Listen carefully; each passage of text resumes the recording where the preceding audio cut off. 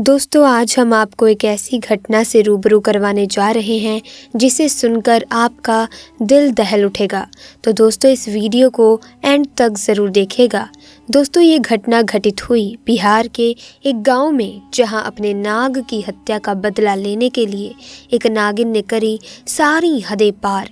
ये घटना जानकर आपके भी रोंगटे खड़े हो जाएंगे और आप यकीन करने पर मजबूर हो जाएंगे कि वाकई में ऐसा भी कुछ होता है। दोस्तों वीडियो में आगे बढ़ने से पहले महादेव शिव के सच्चे भक्त कमेंट बॉक्स में हर हर महादेव ज़रूर लिखें ताकि भगवान शिव की कृपा आप पर और आपके परिवार पर सदैव बनी रहे। दरअसल दोस्तों ये घटना है बिहार के एक छोटे से गांव अरवल की, जहां दो दोस्त राजीव और रोहित इसी गांव में रहा करते थे। वो दोनों गरीब परिवार से ताल्लुक़ रखते थे, इसीलिए वो दोनों काम के सिलसिले में अक्सर दूसरे गांव जाया करते थे। जिस रास्ते से वो जाते थे वो रास्ता एक जंगल से होकर जाता था। उसी जंगल में रास्ते के करीब ही एक विशाल बरगद का पेड़ था।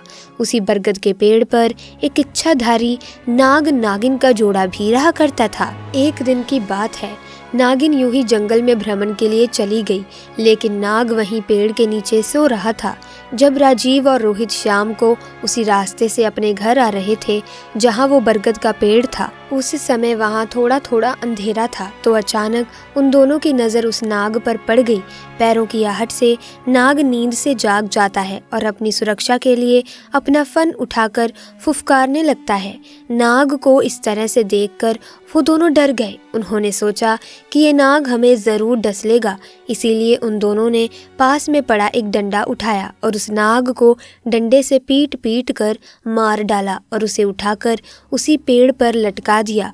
और यही उन दोनों की सबसे बड़ी गलती थी। जब दोनों को पता चला कि ये कोई साधारण नाग नहीं बल्कि ये एक इच्छाधारी नाग है, तो जल्दी से दोनों अपने घर की तरफ भाग गए। इधर जब इच्छाधारी नागिन वापस उसी पेड़ के पास आई और अपने मृत नाग को पेड़ के ऊपर लटका हुआ देखा तो उसे देखकर वो बेसुध हो गई। उसने अपने नाग की आंखों में उसके कातिलों को देख लिया था। उसके दिमाग में एक ही बात चल रही थी कि जिसने भी मेरे नाग की हत्या की है, मैं उन दोनों इंसानों को इसी पेड़ के पास लाकर मारूंगी।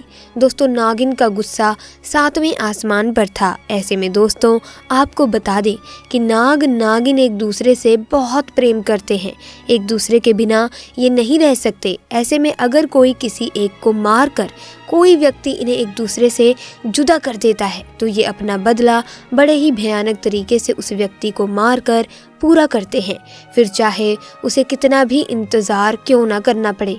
ऐसे में उसने बहुत सालों तक उसी पेड़ पर रहकर अपने नाग के कातिलों का इंतज़ार किया, परंतु राजीव और रोहित ने उस घटना के बाद से उस स्थान से निकलना ही बंद कर दिया। परंतु इच्छाधारी नागिन अपने नाग की हत्या का बदला लेने के लिए बहुत ही ज़्यादा तड़प रही थी। उसके सब्र का बांध अब टूट चुका था। उसने निश्चित किया कि अब मैं गांव में जाकर ही दोनों हथियारों से बदला लूंगी। उसने एक बहुत ही सुंदर कन्या का रूप बनाया और भेष बदलकर उसी गांव में पहुंच गई जहां राजीव और रोहित रहते थे।